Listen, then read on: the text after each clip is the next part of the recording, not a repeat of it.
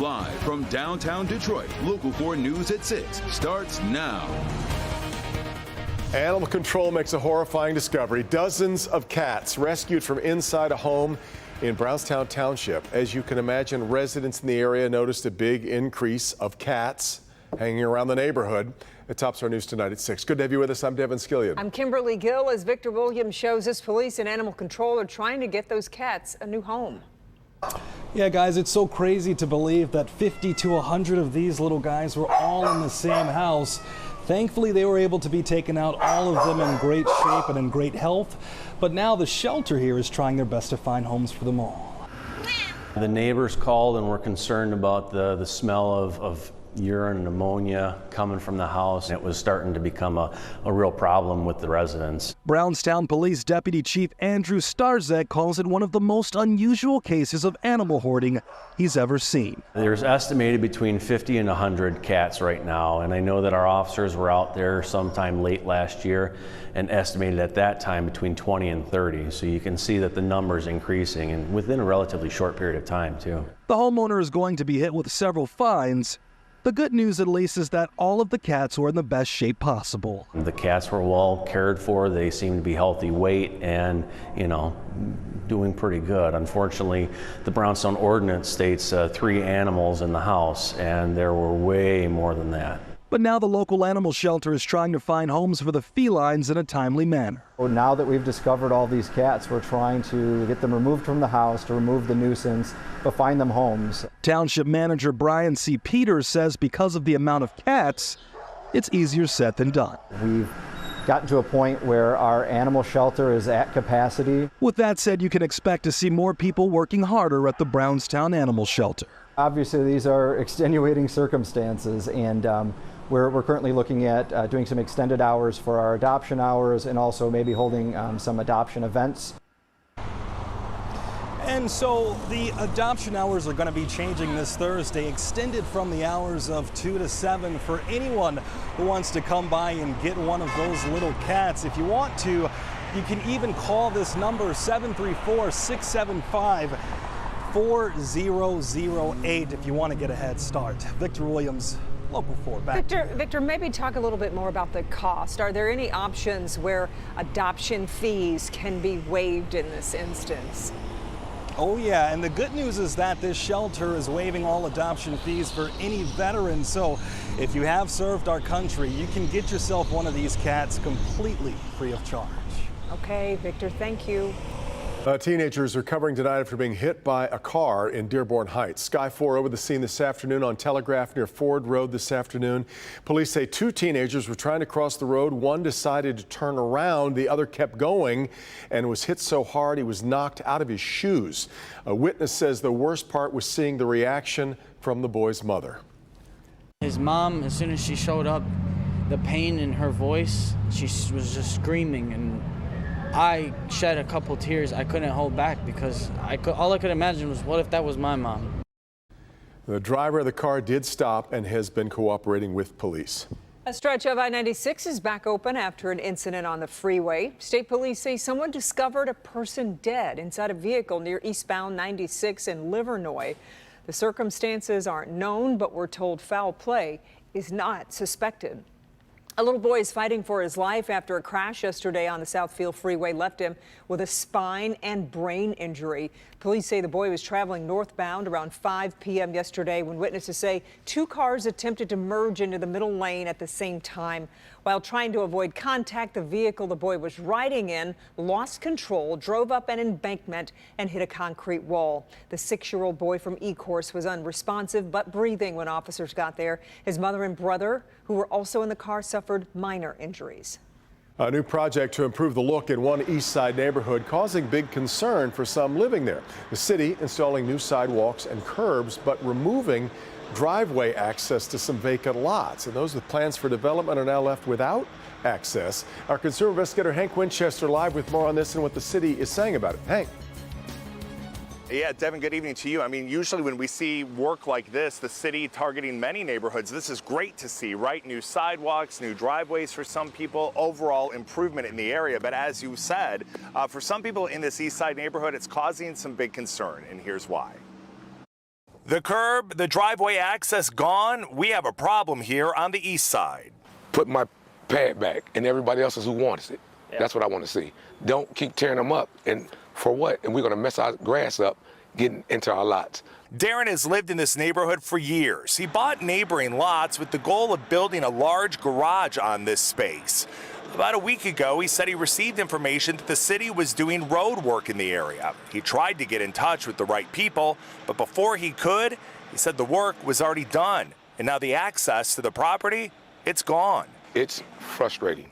I've been up every day trying to contact someone like 6 o'clock in the morning riding around. Like I said, I reached out to Hank and he called me back, and that was my last resource. I've been getting to run around. I've still been calling. The city telling me by ordinance, vacant lots cannot be used to park vehicles. We remove curb cuts where driveways no longer exist to facilitate this compliance with city ordinance. But that leaves Darren and other neighbors who had plans, they say, to develop these properties kind of stuck. Angry, yes, because it doesn't make sense. And what's the purpose? So I've been talking with the city throughout the day and also the people in this neighborhood, and those who do have plans for development on these vacant lots, whether it's a garage, a shed, you name it, they kind of have to circle back now, make sure they have the proper permitting moving forward. Once they do, the city will work with them regarding the access onto the property itself. Live here on the east side, Hank Winchester. Help me, Hank. Local 4. Yeah, all right, Hank. Stellantis says it is expanding its production of electric vehicles. Earlier today, the company announced a new battery plant coming to Kokomo, Indiana. This new plant is Stellantis' third North American battery plant. The first two are in Windsor, Ontario, and the other also in Kokomo. Both Kokomo plants will joint venture with Samsung, and all three combined will churn out roughly 1 million electric vehicles a year. Stellantis, 3 factories, 50-50 joint ventures. They're looking at somewhere in the neighborhood of, at a minimum of $4 to $5 billion that they're investing in these factories, plus a similar amount from their joint venture partners. The new plant will employ up to 1,400 workers and cost about $2.5 billion to build. Officials expect it to open in early 2027. Got an update on Kimberly's favorite story from last week. The owner of a python that spent a night slithering around Waterford Township has now been ticketed for violating the township's ordinance. The yellow snake, you may recall, named Mr. Squiggles, was missing for hours before township police officers wrangled him. The township's animal ordinance prohibits residents from owning poisonous and exotic animals. The owner now must appear in court for a formal hearing, and we'll keep you up to date on how that case progresses. All right, now let's move to the Detroit Lions. Optimism is so high right now in Allen Park as the team begins training camp for the 2023 season. Yeah, and they made a few moves in the offseason, including a trade last week with the Jets for wide receiver Denzel Mims. Jamie Edmonds joins us live with what the new receiver brings to the table. Jamie. Good evening to both of you. You know the Lions love Jamison Williams, but they won't have him for 6 games. So they went out and got a wide receiver from the Jets. Now it's a second chance for Mims, and it's a big upside for the Lions if this works out. Denzel Mims was picked in the 2nd round by the Jets in 2020, but he never found his footing in New York. He caught just 42 passes for 676 yards. The Lions are hoping a change of scenery sparks something in Mims. Right, I got a chip on my shoulder for sure. It's time for me to show it, though, and I'm ready to show it. Mims says he already has the plays and system down. He's building chemistry with Jared Goff. When the trade first happened, he was the first person to hit me up.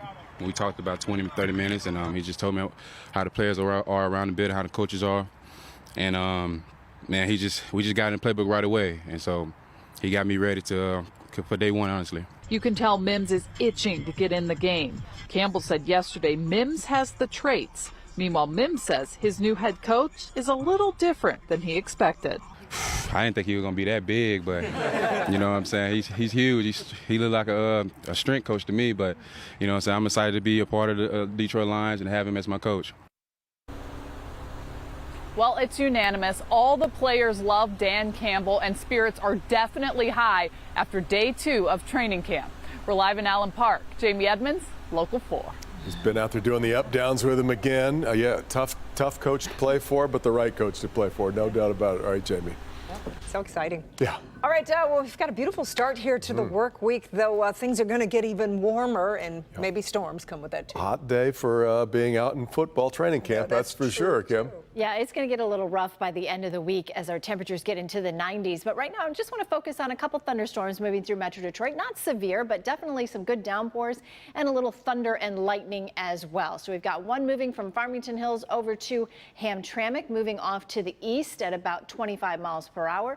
So Grosse Pointe Park, you're just about to get in on that one thunderstorm there. And then from Warren to Ferndale, also seeing some of these storms as well. So as we time them out for you, Hamtramck 612, St. Clair Shores 613, Harperwood 617, and the Grosse Pointes first. Grosse Pointe Park will get that little area of heavy rain with a little lightning in it, not severe, and then another round at 627 and 629. Then there's one more cell just back out to the west that we're keeping an eye on. Again, not severe, but we are seeing some heavy rain and also thunder and lightning. Now tomorrow will be warmer than today, more humid, and another chance for a spotty shower or storms.